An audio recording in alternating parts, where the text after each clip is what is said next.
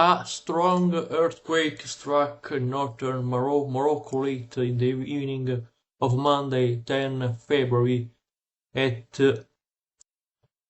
23:48 p.m. Italian time, according to what was reported by the National Institute of Geophysics and Volcanology (INGV). The earthquake recorded a magnitude of 4.9 and occurred at a depth of 72 kilometers.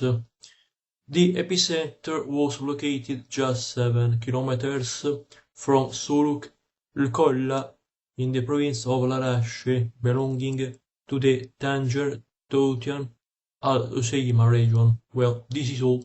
Excuse me for my terrible English, but I am an Italian boy. Thank you everyone, and bye bye.